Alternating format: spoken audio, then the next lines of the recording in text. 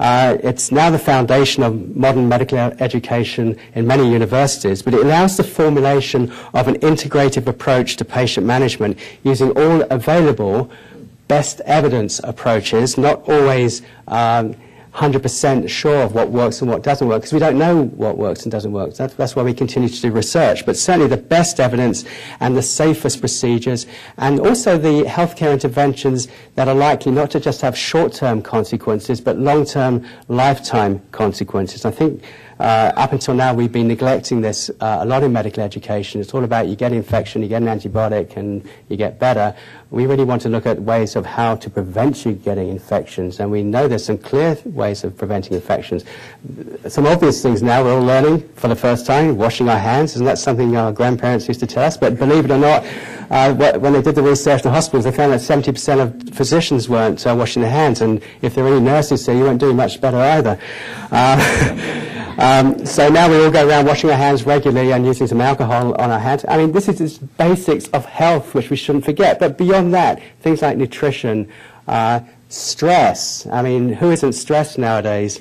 You know, people looking at their Blackberries and catching up on their emails. That wasn't normal life 15 and 20 years ago, and that makes your adrenaline rise. So we really do need to look at ways of reducing stress, because when you get stressed, you will get an infection like the flu. There's been research done in the last 25, 30 years that show that medical students taking their exams are much more likely to get the flu than those medical students who are not taking their exams. There have been randomized controlled trials there. So stress is important. So you can see how it's a multifactorial approach, which so far it hasn't even touched the concepts of utilizing drugs. Not that drugs aren't important, but that should be the last report. So there's widespread interest now on the part of educators and students to incorporate complementary therapies content into conventional education programs. And when I talk about complementary therapies, I'm really alluding to non-pharmaceutical treatments, of which there are many interventions that we could be incorporating and are incorporating into our healthcare treatment plans. In a recent editorial in Academic Medicine, which is the big journal for teachers in universities and medical schools, entitled "Is There Wheat Among the Chaff?", Arthur Grolman, who's a famous educator, concluding that teaching about complementary therapies is important, to quote, in training competent physicians. And in a Canadian survey that assessed first-year medical students' attitudes, knowledge and experience of complementary therapies, 52% stated that they themselves had used the complementary therapy, and this was excluding prayer, and 84% wanted further education. These were first-year medical students. I know from experience that by the time they're fourth-year medical students, most of them aren't interested because it's been drummed out of them. They've forgotten the fundamentals of what healthcare is all about. And I'm not blaming them, I'm not even blaming the teachers, but the medical courses are so intensive and so goal-orientated towards learning facts that one tends to forget some of the fundamentals of healthcare. However, the undergraduate deans of Canadian medical schools did suggest that medical school curricula should include evidence-based complementary therapies. Unfortunately, in practice, although many do now, it's usually just an optional half-day symposium rather than part of the course. And having just taken, for fun, the licensing exams of the United States, there's me, a 53-year-old amongst 23-year-olds taking this exam. Out of a total of about 800 multiple choice questions, I think there was only one that had any resemblance to alluding towards complementary therapies, and I think that one was on vitamin D.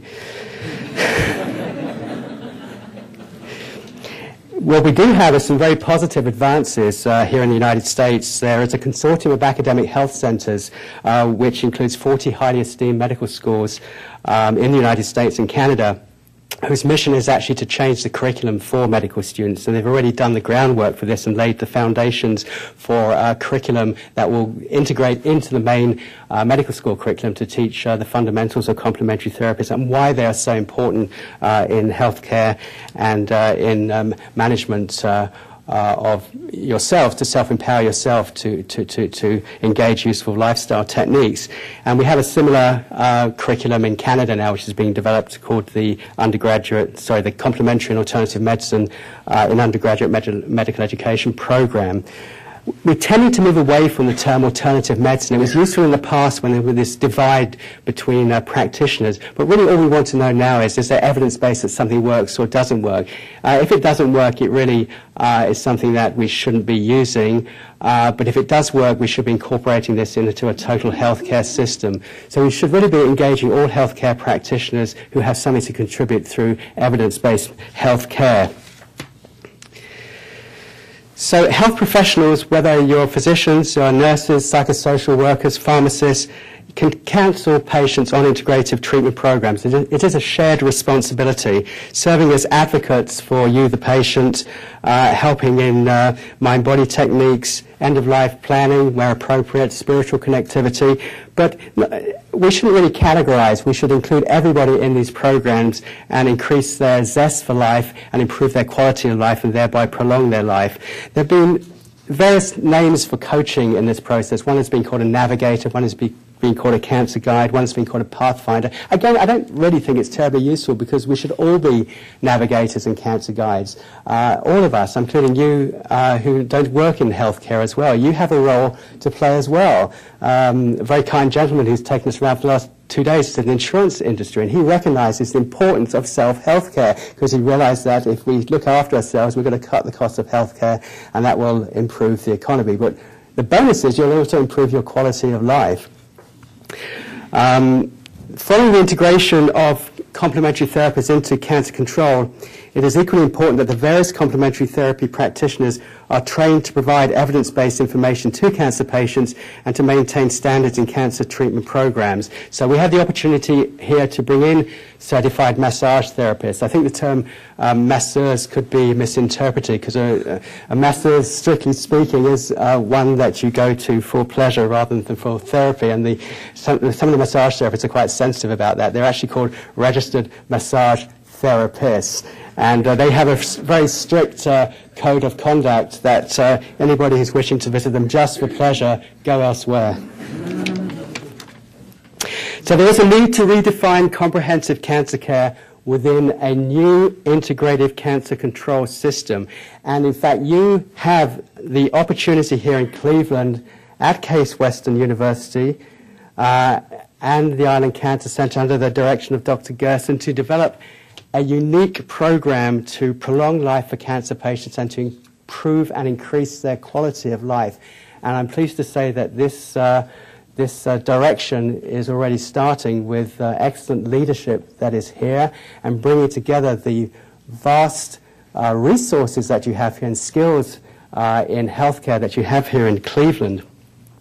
Over the past years, the National Cancer Institute in the United States has actively promoted the development of comprehensive cancer centers, and these are characterized by scientific excellence and the capability to integrate a diversity of practices and research approaches to decrease the burden of cancer.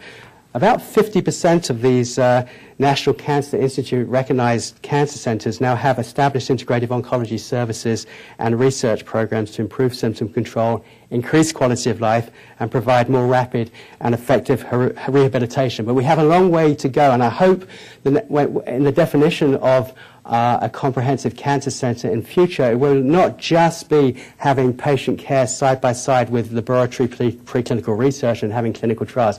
That is absolutely important, but it will also include in the definition having a culture of patient support, improving quality of life, rehabilitation, and self-care. And that should be a fundamental part, in my opinion, of defining a comprehensive cancer center in the future.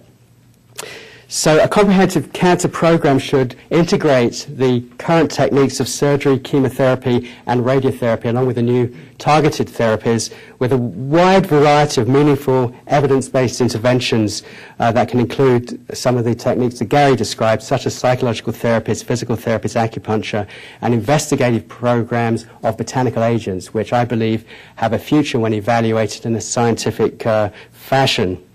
And a comprehensive cancer control system will also, I promise you, and don't let anybody ask for the evidence, but I promise you the evidence will be here soon, will result in economic advantages through lifestyle modification and prevention, more rapid rehabilitation, and the teaching of positive lifestyle skills to empower change.